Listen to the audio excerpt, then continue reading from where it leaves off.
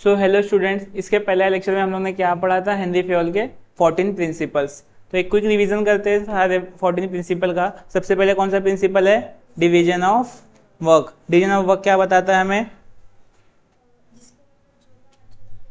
जिसको जो काम में जो इंसान एक्सपर्ट है उसे वो काम देना चाहिए। नेक्स्ट क्या था? Principle of authority and responsibility. Authority and responsibility क्या कहता है कि हर जिम्मेदारी तुम्हारे पास, अगर तुम्हारे को कोई पावर मिला है तो उसके साथ तुम्हारे ऊपर जिम्मेदारी भी आती है, फिर तुम्हें उस पावर को अच्छे से यूज करना है। सेकेंड क्या है? डिसिप्लिन। ऑफिस में क्या होना चाहिए? डिसिप्लिन।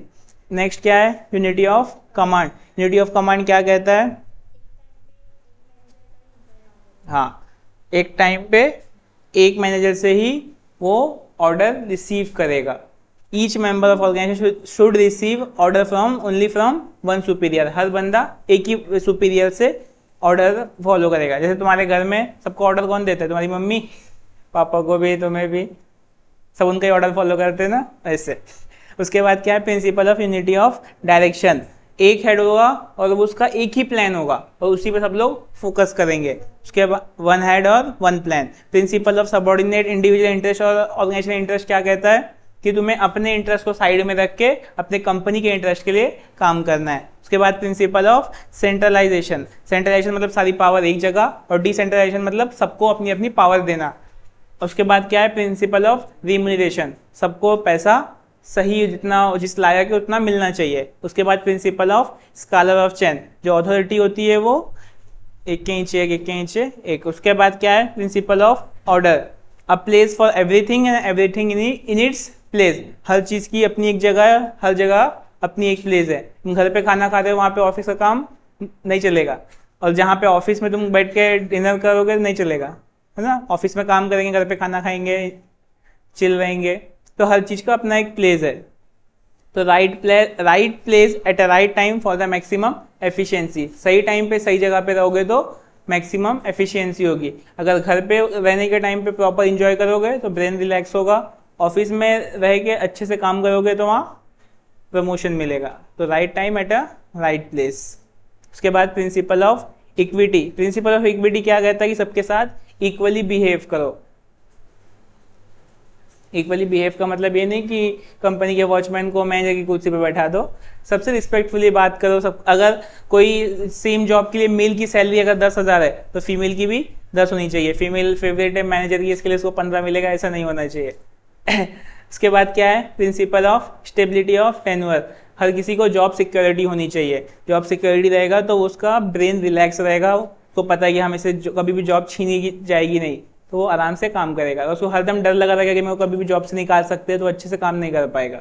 नेक्स्ट क्या है? Principle of initiative. कोई भी अगर तुम्हारे पास नया आइडिया या नया इनोवेशन लेके आता है तो उसको सुनो और उसको अप्रिशिएट करो। ये मत बोलो कि मुझे सब आता है, मुझे सब पता है।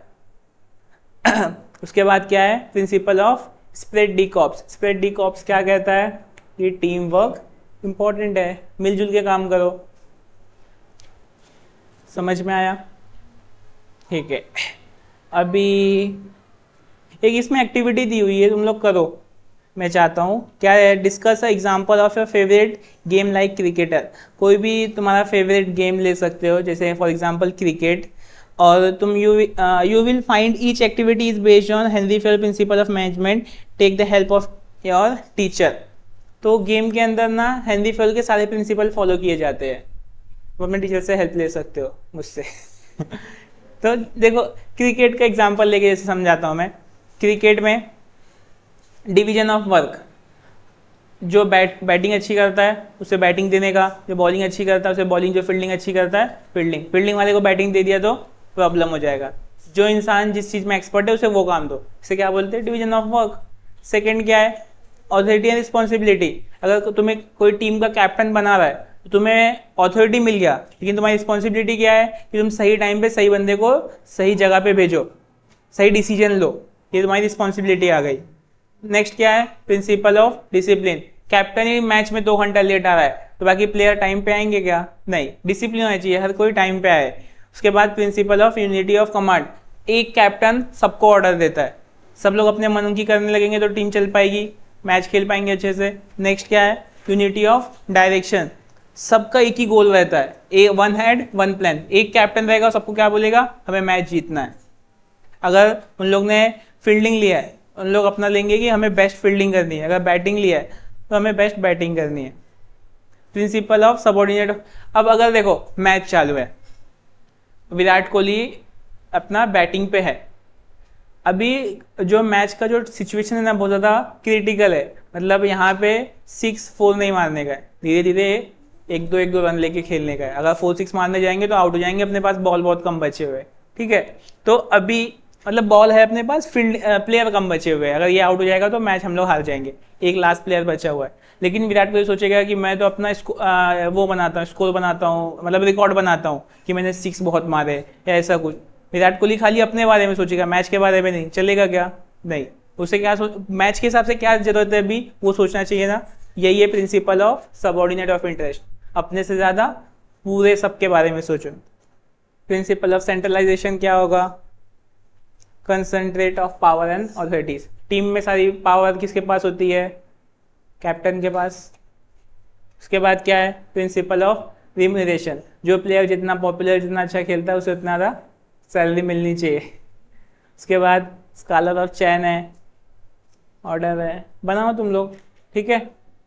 कोई भी अपना फेवरेट गेम उठाओ, उसके ऊपर हेनरी फेवल के 14 प्रिंसिपल कहाँ कहाँ एप्लीकेबल हो रहे बताओ। ऑलमोस्ट सारे ही एप्लीकेबल होंगे हर गेम पे, चाहे फुटबॉल हो चाहे बैडमिंटन। अब आते हैं हमारे नेक्स्ट टॉपिक के ऊपर। नेक्स्ट टॉपिक हमारा क्या है? फ्राइड्रिक विंसलॉन टेलर्स साइंटिफिक मैनेजमेंट थ्योरी। ये जो बंदा है ना, इसको साइंस बहुत पसंद है, पता नहीं क्यों, इसको कॉमर्स में टॉपिक है मतलब ये जो बंदा है इसको साइंस बहुत पसंद है, हर चीज़ में साइंस चाहिए। तो इसने अपने 5 प्रिंसिपल निकाले हैं मैनेजमेंट के, और उसे नाम दिया है principle of scientific management. Scientific management मतलब साइंस का यूज़ करके, ठीक है। उसके बाद नेक्स्ट क्या है? Technique of scientific management. Scientific management करने की जो टेक्निक है वो भी साइंस के थ्रू निकाला है, तो टेक्निक ऑफ साइंटिफिक मैनेजमेंट ऐसा है, ठीक है। इसके 5 प्रिंसिपल है और कुछ 6 प्रिंसिपल है और 6 टेक्निक्स है, उसको देखते हैं। सबसे पहले ये इंसान के बारे में थोड़ा सा देखते हैं कि इंसान कौन है, क्या है। हम इसके बारे में पढ़ रहे तो जानना चाहिए ना कौन है। अभी Taylor American who started his career in mechanics in अपना Midvale steel book Philadelphia and gradually through the hard work and progress. जो टेलर थे वो अमेरिकन थे, अपना करियर उन्होंने स्टार्ट किया था मैकेनिक से, मैकेनिक फील्ड से, और वो स्टील वर्क का काम करते थे, स्टील का काम करते थे। और ग्रेजुअली उन्होंने बहुत ज़्यादा हार्ड वर्क किया, बहुत मेहनत की, उन्हें प्रोग्रेस मिला, rose to position of a chief engineer. उन्हें बहुत ज़्यादा हार्ड वर्क करने के बाद उन्हें ग्रोथ मिला और उनको कौन सी पोजीशन मिली? चीफ इंजीनियर की। और वो बहुत ज़्यादा ऑब्जर्व करते थे, चीज़ों को एक्सपेरिमेंट करते थे साइंटिफिक डेटा लेके। तो उन्होंने Taylor approach toward the management system है साइंटिफिक मैनेजमेंट। उनका जो मैनेजमेंट को लेके अप्रोच था वो बहुत ज़्यादा कैसा था? साइंटिफिक था। क्या साइंटिफिक समझाता हूँ, साइंटिफिक क्या है, खाली सुनो अभी तो उनको बोला जाता है principle of scientific, father of scientific management. Henry fellow क्या बोलते हैं? Father of engineering management. किसके फादर है Henry fellow? Father of modern management. और ये क्या है? Father of scientific management. वो कहाँ काम करते थे? वो इंजीनियर थे, इंजीनियरिंग थे। और ये क्या थे? मैकेनिक थे।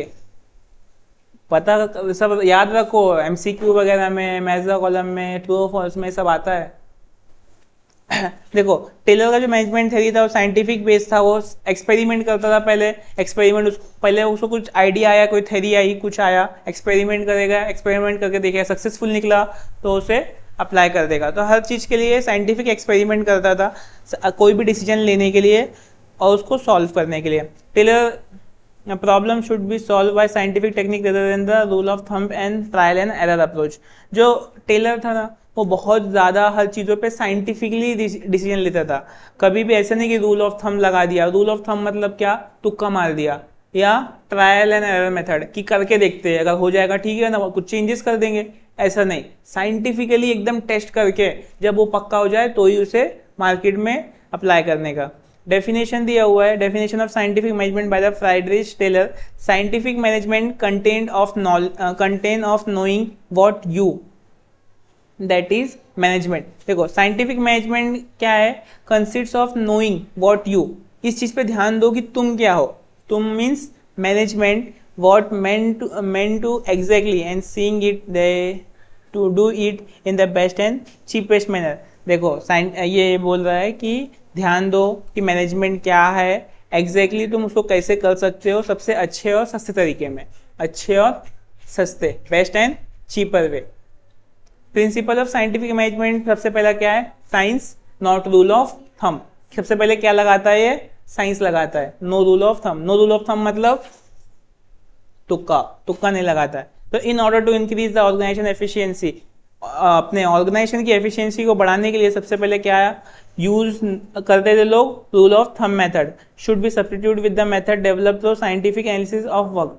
लोग पहले rule of thumb method use करते थे, रूल ऑफ थंब मतलब तुक्का मारते थे, अब लेकिन उन्होंने वक्त के साथ डेवलप किया साइंटिफिक एनालिसिस ऑफ वर्क, कि वर्क का साइंटिफिकली एनालिसिस करो।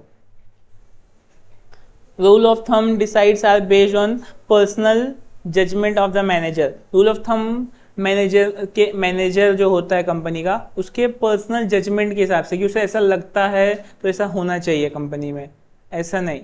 इसका क्या था कि उसको साइंटिफिकली चेक करो कि सही में जरूरत है क्या इसकी, तुम्हें लगता है उसके बेसिस पे अप्लाई मत करो। Taylor instead upon a scientific method for every small work. Taylor जो थे वो हर छोटे से छोटे काम के लिए भी साइंटिफिकली मेथड यूज करते थे जो साइंस में अप्रूवल हो। This principle is concern with the selecting the best way of performing a job after scientific analysis of the job and not by trial and error method. Standard required time and standard output should be defined. बहुत लंबा दिया यार, मेरे notes में देखो क्या लिखा है मैंने, scientific rule of thumb. Tailor come along people managed by a work not getting not their gut feeling। Taylor वो काम करते थे जो Taylor come along people manage work on their gut feeling. पहले लोग अपनी गट फीलिंग के साथ चीज़ों को अरेंज करते थे, जैसे कि I think this is the best वे, लोगों को लगा कि ये सही है तो कर दो, लेकिन टेलर ऐसा नहीं करते थे। टेलर बोलते थे नहीं, वी यूज एक्चुअल साइंस, हम साइंस का यूज करेंगे instead of random decision making, randomly कोई भी डिसीजन लेने की जगह पे। He wanted everything analyse time and standardise. वो क्या करते थे, हर चीज़ को एनालाइज करते थे, टाइम देते थे और उसे एक स्टैंडर्ड सेट करते थे। Even small task like loading iron sheet in the box, अगर एक छोटा सा आयरन शीट भी है उसको बॉक्स में लोड कर रहे हो तो उसमें भी वो साइंटिफिक तरीका ढूंढते थे कि साइंटिफिकली हम लोग कैसे सही कर सकते हैं इसको। into box car could be planned with military precious because apparent their science to taking thing too। समझ में आया क्या लिखा है? पहला पॉइंट घुमा फिरा यही लिखा है कि वो साइंस का यूज करते थे, रूल ऑफ थंब यूज नहीं करते थे, हर छोटी छोटी चीज को साइंटिफिकली एनालाइज करते थे। सेकंड क्या है, हार्मनी नॉट डिस्कॉर्ड। हार्मनी मतलब मिल के रहने का, नॉट डिस्कॉर्ड, डिस्कॉर्ड मतलब अलग अलग, तो नॉट डिस्कॉर्ड मतलब अलग अलग मत जाओ। क्या है सबसे पहले, Taylor was all about workplace peace. जहाँ पे तुम काम कर रहे हो वहाँ पे क्या होना चाहिए, पीस, मतलब शांति होनी चाहिए। He wanted manager and employee to BFFs। ये चाहता था कि जो मैनेजर है और जो एम्प्लॉय है वैसे पक्के, जैसे तुम लोग होते हैं ना बेस्ट फ्रेंड फॉर एवर, वैसे तुम्हारा जो मैनेजर है कंपनी का और तुम लोग ऐसे मिल के रहो, इतना तुम्हारे में लगाव रहे। तुम लोग इंस्टाग्राम पे रील्स भेजो एक दूसरे को। और at least stop giving each other sides eyes in the meeting. He is logic, if everyone get along we all make more money and we have a good time. अगर देखो लोगों को आपस में साथ में, जैसे मैनेजर है एम्प्लॉय है, उनको साथ में रह के अच्छा लगेगा तो उनका मूड फ्रेश रहेगा, अच्छे से काम करेंगे, कंपनी ग्रो करेगी, उन्हें भी प्रमोशन मिलेगा, सब अच्छा होगा। लेकिन बॉस और मैनेजर आपस में देख के उसको जल रहा है, खून खोल रहा है, उसका सैलरी तो बढ़ाता नहीं, काम पे काम देता रहता है, बात करने की तमीज नहीं है, अंदर से भरा हुआ है एम्प्लॉय, लेकिन सामने बोल रहा है और गुड मॉर्निंग सर।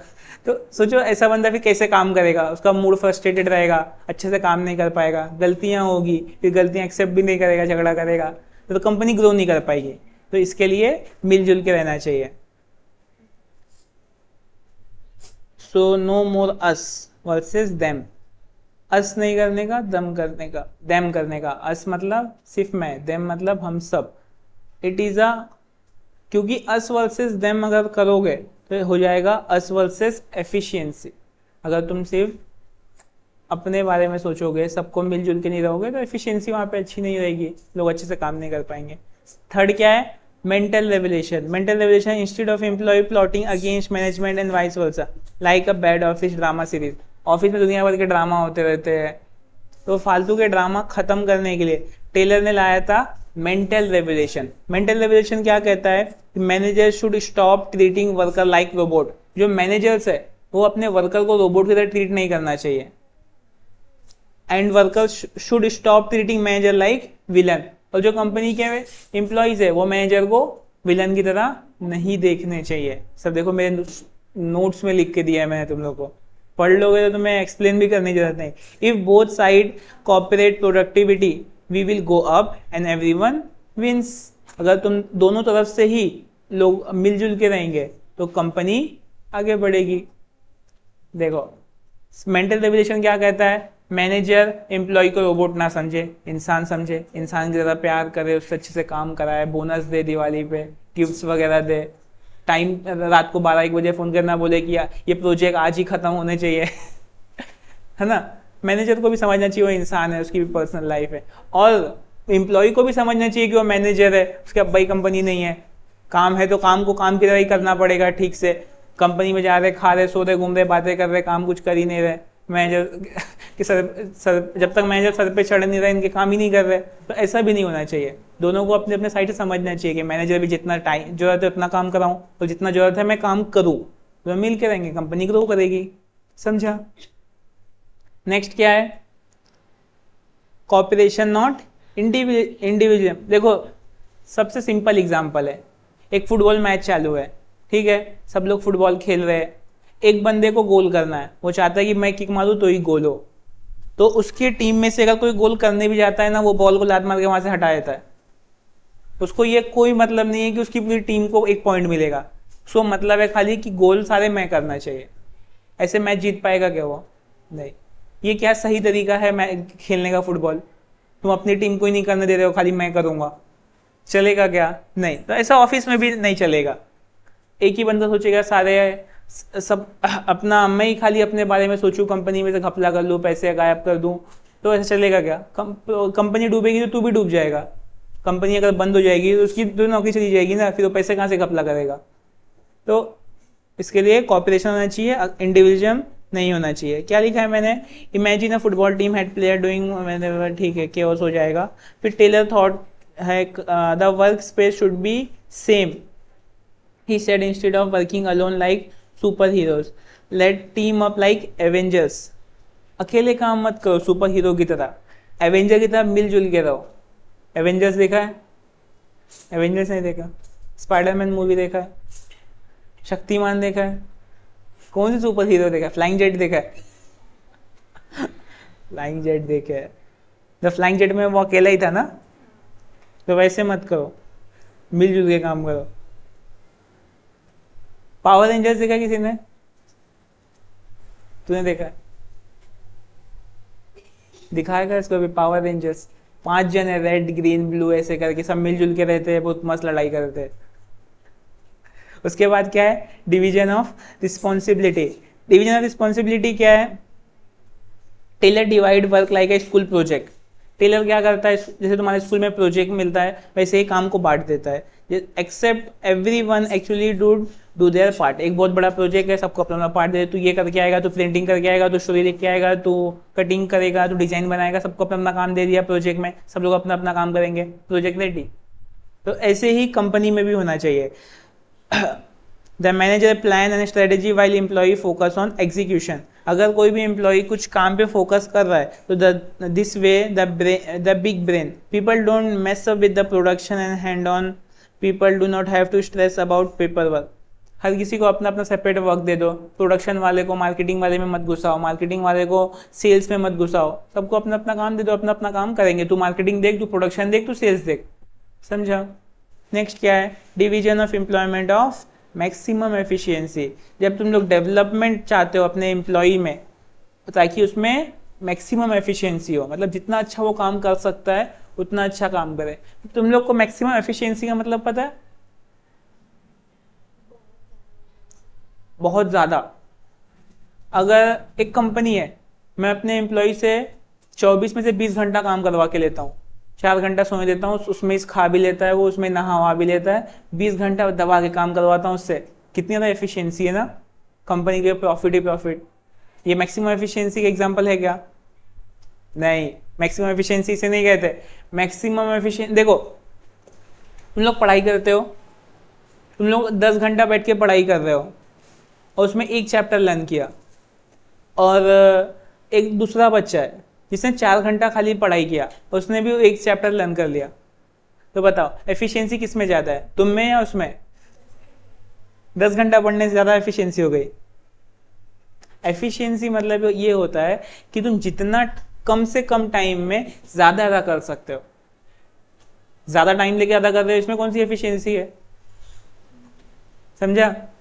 कोई बच्चा 4 घंटा पढ़ के अगर टॉप मार रहा है और तुम पूरी 12 घंटा पढ़ के टॉप मार रहे हो, तो उसमें ज़्यादा एफिशिएंसी है, तुम्हारे में एफिशिएंसी कम है।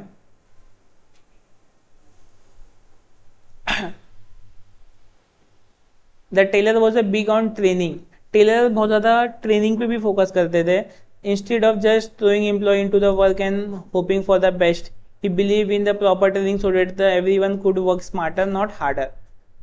टेलर बहुत ज़्यादा फोकस करते थे ट्रेनिंग्स के ऊपर, कि कोई भी एम्प्लॉय को हायर करके लाया तो बस कंपनी में छोड़ दो, जाओ काम करो, ऐसा नहीं, उसको पहले प्रॉपर ट्रेनिंग दो, अच्छे सिखाओ कैसे काम करना है, ताकि वो स्मार्टली काम कर सके, ना कि मेहनत करके सीखे एक एक चीज़। Basically let make you pro instead of confuse intern. वो चीज़ों में कंफ्यूज होगा, तुम ऑफिस में लाके उसको छोड़ दिया डायरेक्ट कंप्यूटर बोले काम कर, तो समझ ही नहीं रहा है सॉफ्टवेयर कौन सा खोलने का है, अपनी कंपनी की वेबसाइट ही नहीं मालूम उसको, तो ऐसा नहीं चलेगा ना। उसको ट्रेनिंग दो, प्रॉपर सिखाओ, ताकि वो अच्छे से एक्सपर्ट बन जाए। जब उसमें एक्सपर्ट बनेगा तभी तो उसमें कुछ तगड़ा करेगा। अब उसे कुछ समझ में ही नहीं आ रहा, तुमने कुछ बताया नहीं, तो 1 महीना तो कंफ्यूज रहेगा कि करना क्या है, गलतियां करेगा बहुत सारी, धीरे धीरे सीखेगा। तो ऐसे मत करो, तो उसको ट्रेनिंग दो, सिखाओ, तो इससे क्या होगा, एम्प्लॉय में डेवलपमेंट आएगा। डेवलपमेंट आने से क्या होगा, उसकी एफिशिएंसी बढ़ेगी, अच्छे से काम करेगा, कम टाइम में ज़्यादा काम करेगा, इसको एफिशिएंसी कहते हैं। ठीक है, समझ में आया? अब नेक्स्ट क्या है, एक रिवीजन कराऊं छो का। पहला क्या है, scientific not rule, science not rule of thumb. Science not rule of thumb क्या कहता है, हर छोटी छोटी चीज में साइंस का यूज करो और उसमें अपना तुक्का मत मारो। नेक्स्ट क्या है, हार्मनी नॉट डिस्कॉर्ड, मिलजुल के रहो। नेक्स्ट है मेंटल रेवलेशन, तुम मैनेजर को मैनेजर समझो, मैनेजर तुम्हें इंसान समझे।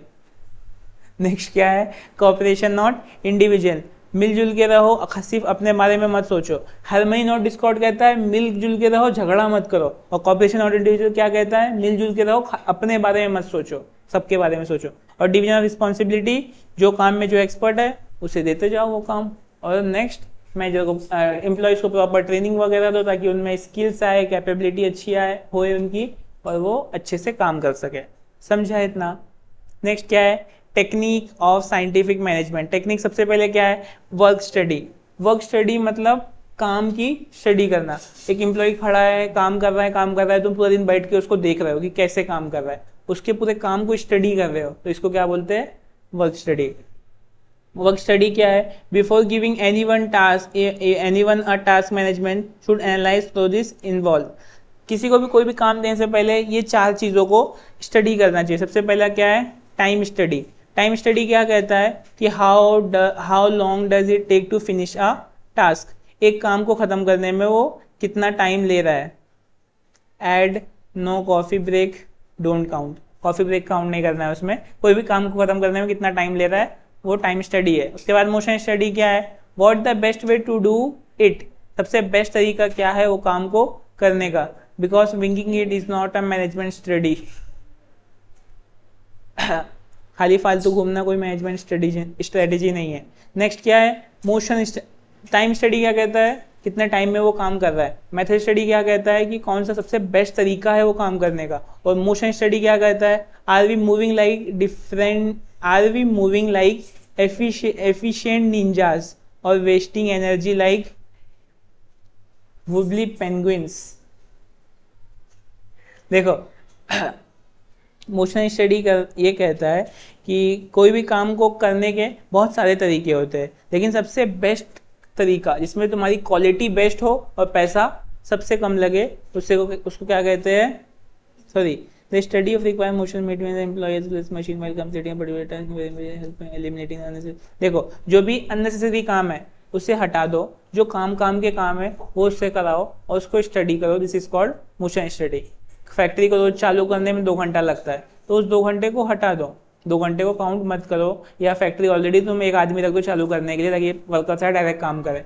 तो जो भी फालतू की चीज़ें बीच में आ रही है उसे हटाओ और उनको अच्छे से काम करने के लिए दो, this is called motion study. उसके बाद क्या है, फैटिग स्टडी। देखो फैटिग स्टडी क्या है, too much work tired employees. अगर बहुत ज़्यादा काम होगा तो एम्प्लॉय थक जाएंगे तो बैड रिजल्ट आएगा, अच्छे से काम नहीं करेंगे, तो उसको ठीक करो। या तुम्हारी मशीन बहुत ज़्यादा पुरानी है, स्लो काम करती है, तो उसे भी ठीक करो। फैटिग स्टडी मतलब वही एम्प्लॉयज़ के थकान के ऊपर स्टडी करो कि कितने घंटे में थक जाते हैं, उन्हें कितना टाइम बाद ब्रेक मिलना चाहिए, कितने टाइम बाद टी कॉफ़ी ब्रेक है, कितने टाइम बाद लंच मिलना चाहिए, उसके ऊपर स्टडी करना, this is called fatigue study. Next क्या है, standardisation of tool and equipment. जो भी टूल्स एंड इक्विपमेंट है उन्हें स्टैंडर्डाइज करो। स्टैंडर्डाइज का मतलब क्या है, देखो अगर इमेजिन करो कि imagine if every chef in a restaurant use different knifes, different gloves, different recipe, disaster, right. देखो इमेजिन करो कि हर रेस्टोरेंट के अंदर जो खाना बनाने वाला शेफ है वो डिफरेंट चाकू यूज़ करेगा, डिफरेंट ग्लव यूज़ करेगा, डिफरेंट रेसिपी यूज़ करेगा। देखो एक होटल है उसमें 4 शेफ है खाना बनाने को, चारों शेफ बोलते हैं, एक शेफ बोलता है मुझे लंबी वाली चाकू चाहिए, एक बोलता है छोटी वाली चाहिए, एक बोलता है बड़ा जैसे धार वाली चाहिए, सबको अलग अलग चाकू चाहिए, सब बोल रहे हैं अलग अलग तरीके के ग्लव्स चाहिए, सब बोल रहे हैं हमारी सबकी रेसिपी भी अलग अलग रहेगी। चलेगा क्या रेस्टोरेंट में ऐसा? तुम आज गए चिकन कौरमा खाने को, तुमको अलग टेस्ट आ रहा है, कल गए अलग टेस्ट आ रहा है, आज ये वाला शेफ बनाया था कल वो वाला शेफ बनाया, इसके लिए अलग टेस्ट है, चलेगा क्या ऐसा? नहीं। किसी होटल में खाना खाने जा रहे हो तो मैं सेम टेस्ट मिलना चाहिए ना, आज जो टेस्ट मिला वही टेस्ट कल मिलना चाहिए, कोई दिन अच्छा मिल रहा है कोई दिन खराब मिल रहा है, लक की बात है, तो ऐसे होटल चल पाएगा क्या? नहीं। तो स्टैंडर्डाइज होना चाहिए जो भी टूल्स एंड इक्विपमेंट्स है। तो स्टैंडर्डाइज का मतलब क्या होता है, make sure everyone is using the best tool and method of maximum efficiency. जो बेस्ट टूल है वो यूज करे, इससे एफिशिएंसी मैक्सिमम हो। नेक्स्ट क्या है, scientific task setting. Employee should work according to the scientifically set standard so that no one is overwork or underwork. We don't want slackers, but we also don't want burnout zombies. देखो कितना घंटा minimum सोना चाहिए एक इंसान को? 8 घंटा, है ना? तुम्हें किसने बताया ये? तुमने देखा है कि एक इंसान 8 घंटा नहीं सोया तो पागल हो गया, या कोई इंसान 8 घंटे ज़्यादा सोया तो पागल हो गया? तुम्हें कैसे मालूम कि 8 घंटा ही सोना चाहिए, 8 घंटा अच्छा होता है हेल्थ के लिए? ऐसा सब बोलते हैं। तो वैसे ही ऑफिस में काम करने का भी एक टाइमिंग होता है ना? 9 घंटे की जॉब, 8 घंटे की जॉब, एक अपना बिजनेस टाइम, ऑफिस वर्क का टाइम होता है, सुबह 9 बजे से लेकर शाम को 6 बजे, 7 बजे, 8 बजे तक। अभी अगर हम बहुत ज़्यादा काम कराएंगे तो भी अच्छी बात नहीं है, इंसान थका रहेगा। जो काम 1 घंटे में होना चाहिए 2 घंटे में होगा। अगर बहुत कम काम कराएंगे तो कंपनी का लॉस आ जाएगा कि सैलरी दे रहे काम नहीं हो रहा है ना, कंपनी डूब जाएगी। तो ये जो साइंटिफिक टास्क सेटिंग है ये बोलता है कि हमें साइंटिफिकली लोगों से काम कराना चाहिए, ना ज़्यादा ना कम। नेक्स्ट क्या है, साइंटिफिक सिलेक्शन एंड ट्रेनिंग। जब सिलेक्शन और ट्रेनिंग होना तो साइंटिफिकली होनी चाहिए। जैसे कि टेलर कहता है कि stop hiring just anyone, just find the right person for the right job and train them well। ऐसे तो किसी को भी हायर मत करो, देखो सही इंसान को सही जॉब के लिए हायर करो और उसके बाद उसे ट्रेन करो। In other words, if someone cannot cook, don't make them chef, train them to be great server instead। अगर कोई इंसान को खाना बनाना नहीं आता है तुम उसे क्या शेफ की पोजीशन के लिए हायर कर सकते हो? नहीं। और उसे कितनी भी ट्रेनिंग दे दोगे वो अच्छा खाना पकाने लगेगा क्या? उसने कभी किचन में घुसा ही नहीं है, आज पहली बार चाकू पकड़ा। तुम उसके 10 दिन 15 दिन की ट्रेनिंग दोगे। अब एक कंपनी 1 साल तो सिखाएगी नहीं, 15 दिन 10 दिन 20 दिन सिखाएगी। इतने दिन में क्या अच्छा खाना पकाने लगेगा? नहीं। तो जो काम जिसे नहीं आता है उसको उस काम के लिए हायर मत करो। नेक्स्ट क्या है? Functional organisation. फंक्शनल ऑर्गेनाइजेशन क्या कहता है? टेलर बिलीव करते हैं splitting planning and execution instead of one boss running everything. He suggests either different format to manage different aspects like speed, repair and discipline. Basically more bosses but at least they are specialized. देखो, Taylor का ऐसा मानना है कि company में एक boss नहीं होना चाहिए, बहुत सारे बॉस होना चाहिए। जैसे कंपनी में प्रोडक्शन डिपार्टमेंट का अपना एक बॉस होना चाहिए, सेल्स डिपार्टमेंट का अपना एक बॉस होना चाहिए, मार्केटिंग डिपार्टमेंट का अपना एक बॉस होना चाहिए। हर लेवल पे अपना अपना एक बॉस होना चाहिए।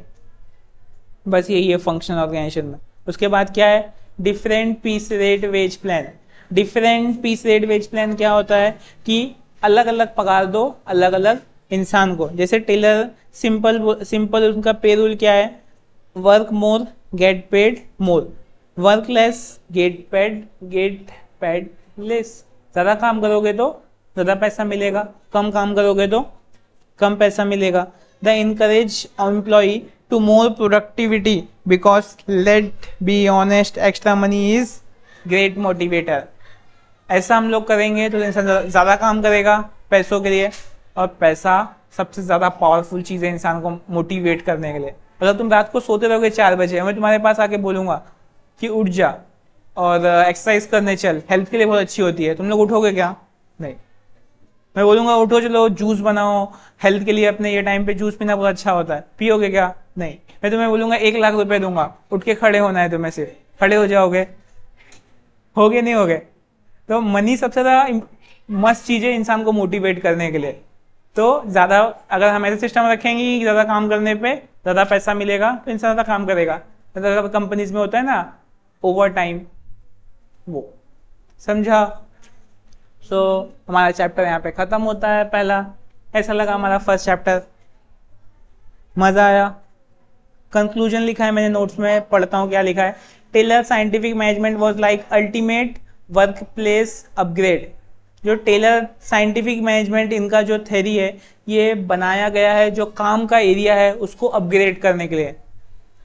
Just working, he wanted people to work smart. ये चाहते हैं कि इनके पास जो लोग आए वो बहुत ही स्मार्ट वर्क करे, हार्ड वर्क ना करे।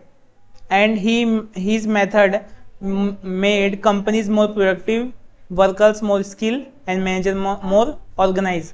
इसका जो मेथड है ये चाहता है कि जो कंपनीज है वो ज़्यादा प्रोडक्टिव बने, ज़्यादा अच्छा प्रोड्यूस करे, और जो वर्कर्स है वो ज़्यादा स्किलफुल बने, उनमें स्किल्स आए, और जो मैनेजर है वो ज़्यादा ऑर्गेनाइज बने ताकि अच्छे से चीज़ों को ऑर्गेनाइज कर सके। And with his strict approach might not work for every job today. इसका जो बहुत ज़्यादा स्ट्रिक्ट अप्रोच है ये मे बी आज के टाइम में हर जॉब पे अप्लाई करना पॉसिबल नहीं होगा कि मतलब मोशन स्टडी करो, टाइम स्टडी करो, वर्क स्टडी करो। अब हर जॉब पे पॉसिबल नहीं है ना वर्क स्टडी कर पाना, because creativity is not exactly scientific. His idea on efficiency and cooperation still shape modern management. But इसके जो आइडियाज़ है वो बहुत हेल्प करते हैं हमारे मॉडर्न मैनेजमेंट को इम्प्रूव करने में। So next time your boss ask why you are taking an extra long coffee break, just tell them it is a fatigue study. अगर कभी भी नेक्स्ट टाइम से तुम्हारा कंपनी में तुम्हारा बॉस अगर तुमसे ये बोलेगा कि तुम इतना टाइम तक कॉफ़ी ब्रेक क्यों लेते हो, तो बोलना सर मैं फैटिग स्टडी कर रहा हूँ अपनी थकावट दूर कर रहा हूँ ताकि मैं अच्छे से एफिशिएंसी के साथ काम कर सकूँ और ज़्यादा प्रोडक्टिव बन सकूँ। सो आज के लेक्चर के लिए इतना ही। प्रिपेयर हो, लर्न करो, हेड पॉइंट्स के फ्लो चार्ट बनाओ, अंदर का डेटा खुद से लिखने का प्रैक्टिस करो। मेरे नोट्स में काफ़ी सारी चीज़ें लिखी हुई है वो थोड़ा सा मिक्स करो, थोड़ा सा बुक की चीज़ें मिक्स करो, थोड़ा सा अपना आइडियाज़ मिक्स करो, ठीक है, और लर्न करो। तुम्हारा टेस्ट होगा इस चैप्टर का जल्दी।